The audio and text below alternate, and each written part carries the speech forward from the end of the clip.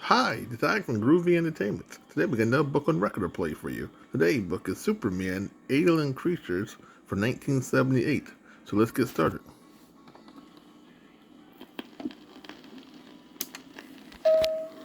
It's a bright midsummer day in Metropolis, and there's not much news fit to televise at Galaxy Communications, where in his office, Clark Kent is monitoring the 12 o'clock news.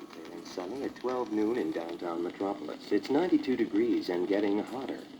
Lois Lane, ace reporter for Galaxy Communications, opens Clark's door and looks in. Clark, I'm off for lunch. Enjoy it, Lois. I think I'm going to take a nap. Lois Lane leaves, and Clark lies back in his chair, only to be rudely awakened by... Galaxy, Clark Kent here. Dr. Tripper speaking of the Boyd Observatory. Yes, Dr. Tripper. What can I do for you? Well, it seems, Mr. Kent, my telescope is picking up a strange sort of, well, what I can only describe as an electrical storm, which is which is approaching the Earth rapidly. I thought the news media should be advised. Clark immediately sends for Jimmy Olsen, investigative reporter for the Daily Planet. Listen, Jimmy, take a ride out to Boyd Observatory and check out what's happening and let me know immediately. I'll be here. Meanwhile, Perry White, editor of the Daily Planet, is hosting a luncheon in honor of Superman, which is being held on the 20th floor of the 50-floor Majestic Hotel. But Superman has not yet appeared to take his place of honor. As Jimmy disappears out the door, Clark Kent steps into the closet in his office. I thought nothing would ever come up to get Lois and Jimmy out of here so I could get to that lunch on time. And as Clark Kent, now Superman, whizzes out his office window to attend the lunch in his honor, Jimmy Olsen drives rapidly along a winding mountain road on his way to Boyd Observatory, site of the most powerful telescope in the world. Wouldn't you know, I'm not going to be the one to drive all the way out here in this heat. Woo! It must be 100 degrees in the shade and no rain in sight. Jimmy's car pulls up to Boyd Observatory. He walks up to the lab, and as Jimmy waits for the door of the Boyd Observatory to open, he happens to glance up at the sky, where he notices a small dark cloud way up, far above the highest mountaintop. Looks like storm clouds are gathering. The immense door finally opens, and Dr. Tripper beckons Jimmy inside. You must be from the news media. Now, your credentials, please. Investigative reporter, Galaxy Communications. Well, come in then. Come in. Come on. Jimmy steps inside the room and is immediately taken aback by the sight of the gigantic telescope which occupies the whole observatory. Wow, Doctor, that thing's a monster. You ought to be able to see a storm coming up 1,000,000 miles away. Yes, we can. And there is a storm coming up. But I've never sighted anything like this one before. Here, let me explain this. Meanwhile, back in Metropolis, Lois Lane sits at the counter of the Greenall drugstore where she's finishing her lunch. A pineapple ice cream soda. And at the Majestic... And so, Superman, although absolutely nothing has happened to disturb the citizens of Metropolis for some time now, and no one has needed your services, we want you to know we greatly appreciate all that you've done for us in the past. As Perry presents Superman with a plaque from the Daily Planet, one of the guests looks out the window. Hey, what's that? What's going on here? Haley! It's hailing silver bullets. As the luncheon guests mill around the room, holes appear in the ceiling. And silver bullets streak through the room to the floor below. Panic. Help! Superman! Help! Help! Now, I'd better go pick up Lois at Galaxy and get out to Boyd Observatory fast. At the same time, caught outside in the street on her way back to work, Lois Lane dodges silver bullets. She runs toward the empty Galaxy offices and rushes into Clark Kent's office, Clark? where she finds only a television set going. Reports from Moscow indicate a catastrophe's occurred. Since 6 o'clock this morning, we haven't heard a word. SOS, SOS, alien creatures are landing. Alien creatures are landing. Lois stands, paralyzed, before the television set. Superman zooms through the window and comes to a screeching halt beside her. Lois! Superman.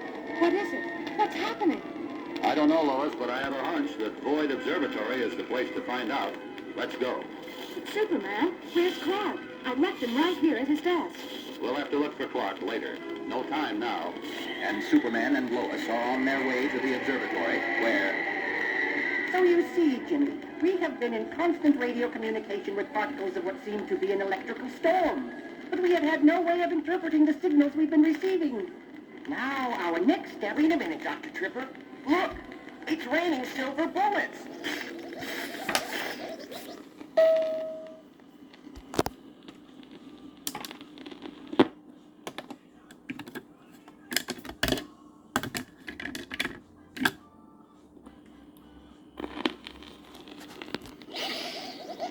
Oh, what's going on?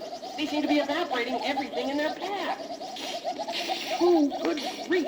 I'm sure that... Well, I hope they're friendly. Superman and Lois Lane appear through the open roof of the observatory and drop to the floor beside Jimmy and Dr. Tripper. Superman, Superman, thank goodness you've come. But what are we going to do? I'm sure these alien creatures are friendly, but they're unwittingly destroying us, and we have no way of communicating with them. Superman, you've got to do something. If we can't talk to them, then we must communicate without words. ESP, thought transference. It's the only way. Everyone, concentrate. With all the superhuman power at his disposal, Superman sets his great mind in gear to send out a message to these alien creatures who, in landing on the planet Earth, can only, albeit unintentionally, destroy it. Haltingly, Superman speaks. They say they've had to leave their planet Zoink.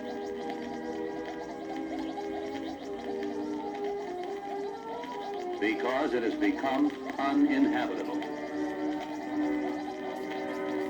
They say that the planet Earth is a good place for them. Once again, Superman focuses his mind power on the incredible problem of communicating with creatures who speak no language known to man. Help me, everyone. Help me to explain. And the birds, the trees, the earth people, the fish, the flowers cry out. To each its all, to all its space. Give the world back to the world. Please, friends, give the world back to the world. Alien creatures, you will destroy our life on the planet Earth if you land. Alien creatures, you are destroying us. Silence. Superman, they've stopped falling. Look, they're hovering just off the ground. They don't look like silver bullets. They're like beautiful silver hummingbirds. Oh, Superman, where will they go if they can't stay here? Yes, Lois, that's what they're saying, too. His incredible vision, already a trillion times sharper than that of any ordinary being, Superman steps up beside the giant Boyd telescope, and with no need of the aid of the most powerful telescope known to man, Superman gazes farther out into the universe than any human has ever dared or even tried to see.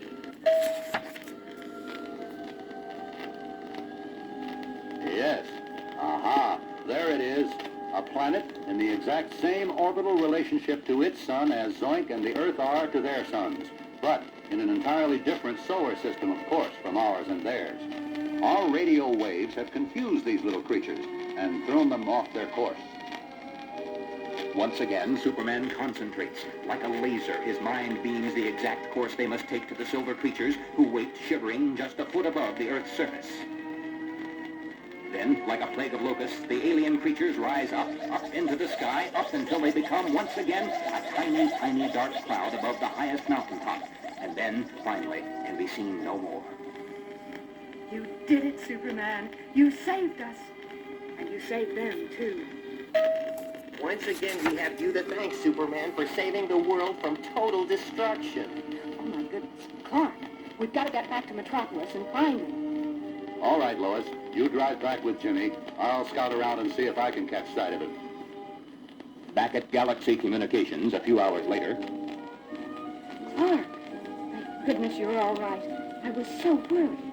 Where have you been? Well, actually, Lois, I was under the desk when you and Superman were here, but I was too terrified of getting hit by a silver bullet to come out and let you know I was here. What happened? I sure wish it would rain.